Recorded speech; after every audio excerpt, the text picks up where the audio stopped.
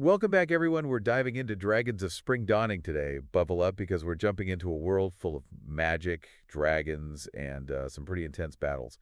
This book doesn't waste any time throwing us right into the action. I mean, we've got the companions reuniting after all these years apart, but there's betrayal and this massive war looming over Kryn. Yeah, you really get hit with those high stakes right away, like Tanis' meeting with Kitiara, Oh, man, yeah. a dragon high lord in the middle of a raging storm. Definitely raises some questions about where his loyalties lie. For sure. And it just throws this immediate tension into the group dynamic. You can't help but wonder, is he really a captive like he says, or is there something more going on? And then you got that Draconian spy watching him the whole time. Adds a whole other layer to it. Kitiara, she's playing a dangerous game. Oh, absolutely. Manipulation is like her signature move throughout the story. She's not just a powerful warrior. I mean, she's a master strategist, always scheming, using people to get what she wants. Makes you question if anyone can really trust her. Right. And you see how it affects the companions, especially Caramon. Oh, yeah. You can practically feel his anger coming off the pages. He's always been so upfront with his emotions. And to see his brother seemingly getting close to a Dragon High Lord, oof, that's gotta hurt. It really highlights those cracks that are forming in their bond. And this is just the beginning, right? They've been apart for years. They've all faced their own challenges. So this reunion, it's bittersweet. Yeah, there's joy there, but a lot of suspicion, too. Definitely. And then we have Barum. Seems like a simple helmsman at first, but then it turns out he's being hunted by the Dragon High Lords and the Dark Queen. What a twist. What makes him so important? Well, the mystery surrounding Barum is one of the most interesting parts of the book, for sure. I mean, think about it. His connection to the Green Gemstone Man, his ability to just shake off these injuries that should be fatal, it all points to this really mysterious past, a past that's tied to the lost city of Istar. And Istar is a place steeped in magic and tragedy. Right, so it's like he's carrying this hidden burden, and we're only just starting to glimpse how heavy it really is. Exactly. And while the companions are dealing with all this uncertainty, we see Raistlin's ambitions taking center stage. Mm-hmm. His failing health drives him to the Tower of High Sorcery in Planthus. It's more than just him seeking knowledge. It's this desperate search for something to keep him alive, like he's trying to cheat death itself. Yeah, and that really adds another dimension to him. It does. We already know how powerful and ambitious he is. Right. But now we see this vulnerability. His fear. Makes him more complex, more human. And it's incredible to see the lengths he'll go to, like when he meets Astinus.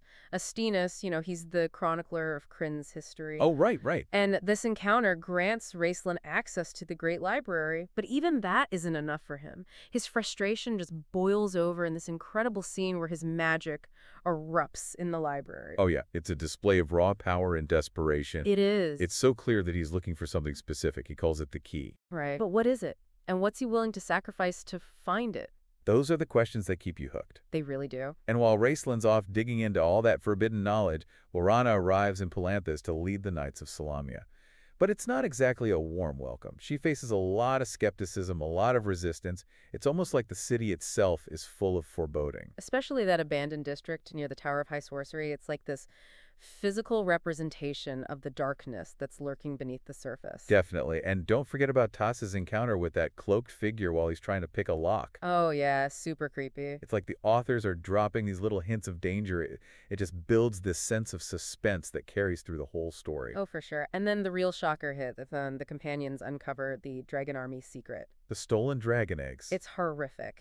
They're using them in this dark ritual to corrupt good dragons and control them.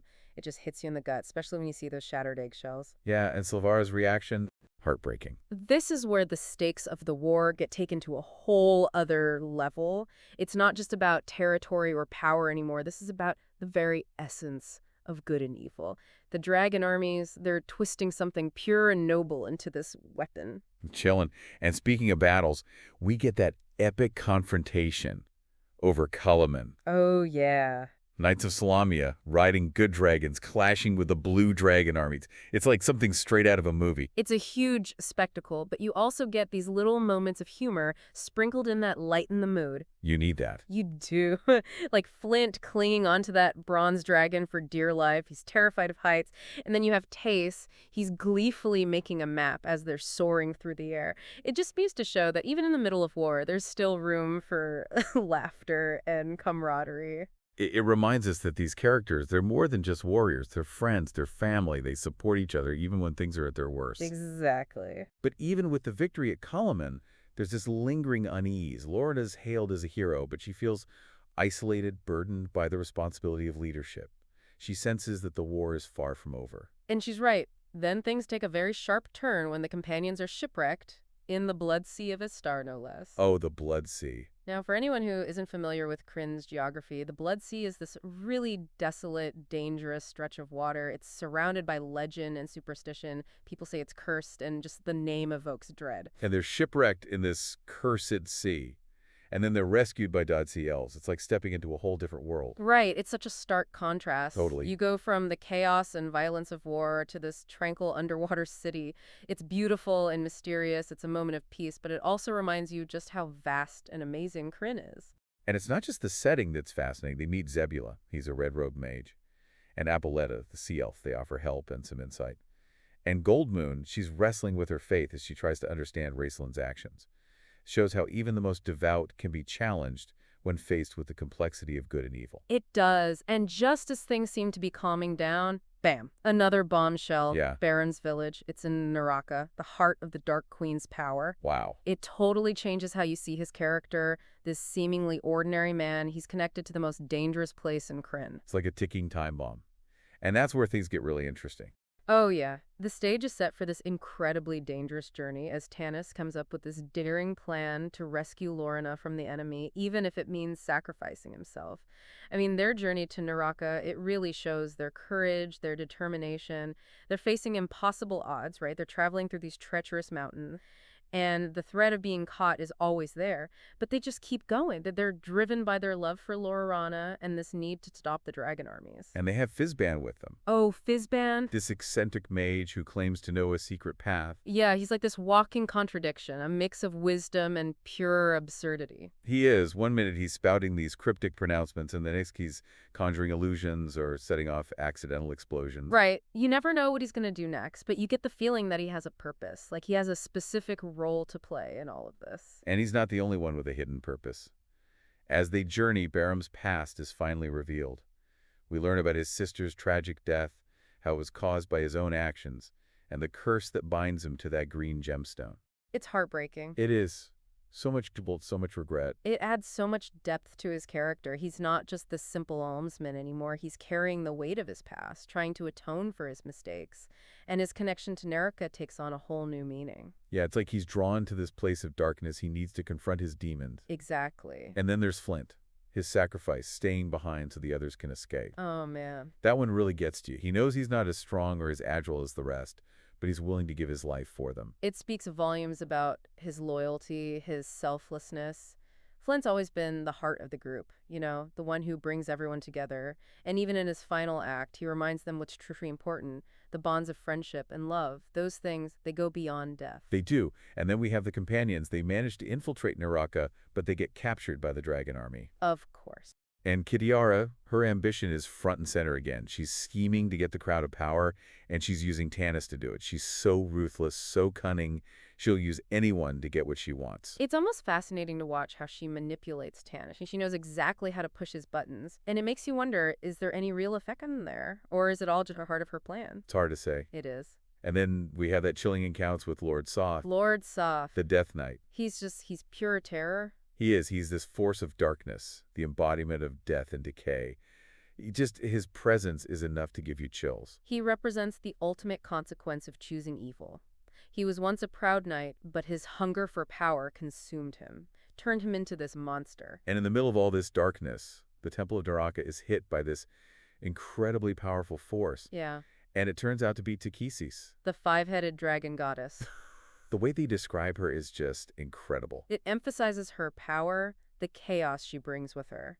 Like you can feel the ground shaking as she emerges, all five heads spewing fire and venom. It's a reminder that the stakes couldn't be higher. This isn't just a war between armies anymore. This is a cosmic battle between good and evil. The fate of Kryn is on the line. Absolutely. So while Takhisis is making her grand entrance, Caramon and Tika manage to escape from their prison cell. With Baram's help. Yeah, they're making their way through the temple as it's falling apart, which is kind of symbolic of Takhisis losing her power. Right. But then they run into Raistlin. Oh, boy. And he drops a bombshell. He tells them he's a guardian of the temple. What a twist. I know. It throws everything we thought we knew about him to question. Totally. Is he really on Takhisis' side? Or is there something else going on? It's brilliant. The authors make you reevaluate everything. They do. And then we have this really emotional moment. Caramon pleads with his brother for help. You see how deep their bond is, even though they're so different. Yeah. And Raistlin, in a decision that shows just how complex he is, agrees to help. He helps his brother and Barim escape. It's really powerful. It shows that even in all this darkness and chaos, there's still room for compassion and loyalty. Definitely. Meanwhile, Tanis and Laurana are trying desperately to escape. With Kitiara's help. But Tanis is forced to make a choice. Laurana or Kitiara. It's a tough decision, one that highlights the tangled web of love and loyalty. It's a turning point for Tanis. He's forced to confront his past, his feelings for Kitiara, and realize that his true love is Laurana. And that choice, it has big consequences. It does. And just when all hope seems lost, something incredible happens. The constellation of the valiant warrior reappears. A sign of Paladine's return. It's like this beacon of hope. It signals a turning point in the war, a surge of power for the forces of good. It feels like divine intervention, a reminder that even when things are at their darkest, the gods are watching, waiting for the right moment to act. It sets the stage for that final showdown, the battle that will decide Kryn's fate. And the climactic battle does not disappoint. No. It's a spectacle. Dragons, magic, good versus evil. The Temple of Neraka is destroyed. Takhisis is banished. And the forces of good are victorious, but it comes at a cost. It does. There's this bittersweet feeling that lingers in the aftermath. The companions are reunited, but they're changed. They've lost friends. They've faced their own inner demons. They've seen how fragile their world really is. Exactly. And the ending leaves you with this sense of uncertainty. Yeah. The War of the Lance may be over, but the fight for Quinn's soul, that's far from finished. We've talked about those epic battles, the cosmic level struggles, but what really stays with you is the personal cost of this war. I mean, the companions win, they come out on top, but they're scarred. Yeah, for sure, both physically and emotionally. Exactly. Look at Tanis. Yeah. He finally realizes how deeply he loves Laurana. Uh-huh. But it comes at the expense of his relationship with Kitiara. It's complicated, there's regret there and maybe a bit of longing for what could have been. It makes you wonder if things could have gone differently, if he had made different choices. Right. But that's life, right? We make choices and then we have to live with the consequences. That's true. And then you have Caramon. Yeah. He chooses to go back to Solus. Help rebuild. Exactly. And I think that decision really shows his compassion. He wants to heal not just himself, but the world around him. He's always been the heart of the group. He brings warmth and light even when things are at their darkest. And him staying in Solus, it shows that being a hero isn't always about fighting dragons. Sometimes it's about rebuilding, about bringing hope back when everything feels lost. I agree. And then we have Raistlin. He just vanishes into the abyss. His true goals are still a mystery. It's a reminder that some battles never really end, even when the war is over. Yeah, it's like he stepped off the game board, but he's still somehow influencing the game. Right. And those parted words he says to Caramon, That poem. haunting, makes you think their paths are going to cross again. Oh, definitely. But how? Under what circumstances? It's ominous, like something's coming. Yeah, it leaves you with a sense of foreboding. Raistlin's story. It's far from over. And we can't forget about Kitiara. Oh no, she survives the temple's destruction. She's got the crown of power, and her ambition is still burning as bright as ever. She's a powerful enemy, a master manipulator, and got Lord Soth on her side. That's a dangerous combination. She represents that temptation of power, that urge to take the easy way out, to get what you want, no matter the cost. Mm-hmm. And because she survives, well, it means the struggle between good and evil is going to keep going. Even as the War of the Lands fades into legend. It does. Dragons of Spring Dawning, it's more than just a fantasy adventure. It is. It's a story about love, loss, sacrifice, and that never-ending power of hope. It reminds us that even when we're surrounded by darkness, the light can still win. It's a story that sticks with you. It does. Makes you think about your own choices, your own values, the battles you face in your own life. So as we wrap up this deep dive, think about the lessons that the companions learned. What choices would you make? What would you sacrifice? And how would you fight for what you believe in, even when the odds are stacked against you? Remember, even in the darkest times, there's always hope. And sometimes the greatest heroes are the ones who rebuild, who nurture, who choose compassion over revenge. Thanks for joining us on this deep dive into Dragons of Spring Dawning. Hope you enjoyed it, and maybe it gave you something to think about. Definitely. Until next time, may your adventures be full of courage, wisdom, and maybe just a touch of magic.